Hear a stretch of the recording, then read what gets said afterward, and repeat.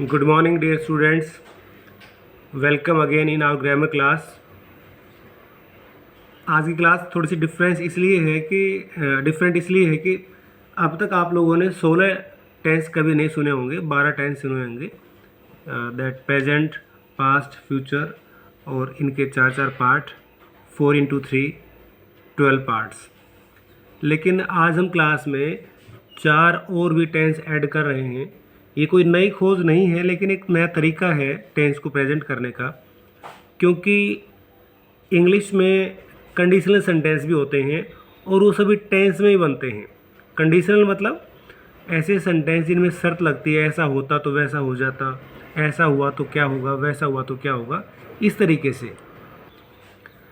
तो अभी हम टेंस के बेसिक स्ट्रक्चर भी देखेंगे और साथ में कैसे कंडीशनल सेंटेंस बनते हैं, शर्त वाले सेंटेंस बनते हैं, उनको भी देखेंगे, उनकी ग्रामेटिकल व्याख्या भी करेंगे। तो आप देखिए, सबसे पहले हमने लिया सिंपल प्रेजेंट।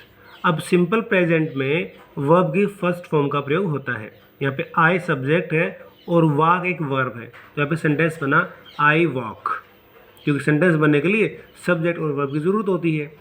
अब देखा पास्ट सिंपल। पास्ट सिंपल में सब्जेक्ट के साथ वर्ब की सेकंड फॉर्म का प्रयोग होता है, तो सेंटेंस बना आई वॉकड। फ्यूचर सिंपल में सब्जेक्ट के साथ सेल या विल प्लस वर्ब की फर्स्ट फॉर्म का प्रयोग होता है, तो यहाँ पे सेंटेंस आपने देखा आई विल वॉक। यहाँ तक तो आपने प्रेजेंट सिंपल, पास्ट सिंपल और फ्यूचर सिंपल के एक एक सेंटेंस को देखा, और ये तीनों ही सेंटेंस एफर्मेटिव हैं, यानी कि हाँ वाले वाक्य हैं।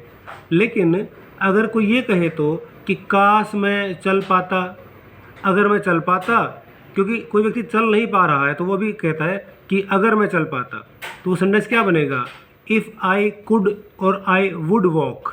ठीक है, तो यहाँ पे सेंटेंस देखिए आई वुड वॉक आया हुआ है, कंडीशनल मतलब शर्त जब लगाई जाती है। प्रेजेंट में अगर शर्त है तो वही क्या है, आई वुड वॉक, अगर मैं चल पाता, ऐसे करके। ठीक है, अब नेक्स्ट देखिए प्रोग्रेसिव। प्रेजेंट कंटिन्यूस कहिए इसको आप, या प्रेजेंट प्रोग्रेसिव कहिए, बात एक ही है। I am walking, subject plus is am are plus verb plus ING.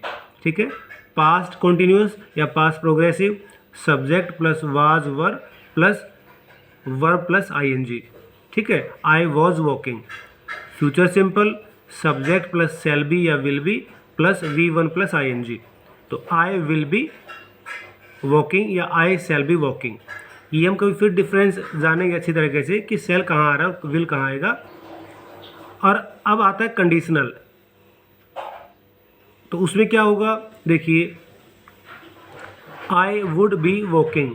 ठीक है, विल बी का क्या बन जाएगा, आई वुड बी वॉकिंग, तो ये फ्यूचर में चला गया और कंडीशनल सेंटेंस बना दिया इसका।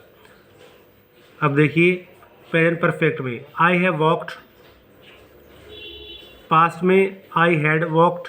पास्ट परफेक्ट क्या होता है, had plus third form, subject plus had plus third form, तो यहाँ पे आई हैड वॉक्ड आ गया।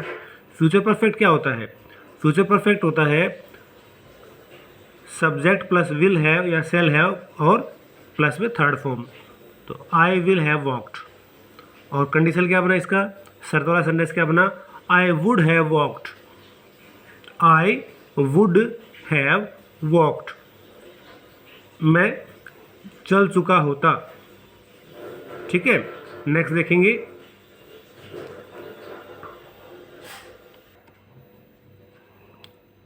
नेक्स्ट है हमारा परफेक्ट प्रोग्रेसिव। ठीक है, यानी कि present perfect progressive, past perfect progressive, या फिर कहिए present perfect continuous, past perfect continuous, future perfect continuous. अगर आप कंटिन्यूअस वर्ड से ज़्यादा फेमिलियर हैं तो प्रोग्रेसिव कहने के बजाय तो आप प्रोग्रेसिव भी कह सकते हैं या कंटिन्यूअस भी कह सकते हैं। तो present perfect continuous, subject plus has have been plus verb first form plus ING, तो subject I have been plus walking, I have been walking, ये बना present perfect continuous, present perfect progressive.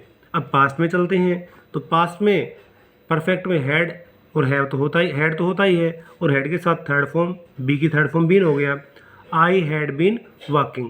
Past perfect continuous होता है subject plus had been plus verb plus ING. तो I had been walking यहाँ पे sentence बना हमारा। Future perfect continuous subject plus will have shall have plus been plus V1 plus ING. तो यहाँ पे क्या बना, I will have been walking. और यही कंडीशनल क्या बनेगा इसमें, तो देखो I would have been walking, मैं चल रहा हूँगा, इस सेंस में शर्त लगाई है तो कंडीशनल सेंटेंस यहाँ पे बना। तो हमने 12 वही ट्रेडिशनल टेंस तो देखे लेकिन साथ में कि कैसे शर्त वाले सेंटेंस बन जाते हैं वो भी हमने जाना।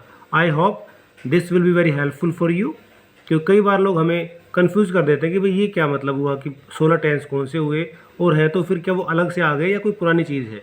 अब है तो पुरानी चीज़, कंडीशनल वाक्य बनाना कैसे बनते हैं शर्त वाले वाक्य, लेकिन ये 12 की जगह हमने 16 कर दिए। ठीक है, that's all for today, enjoy the class.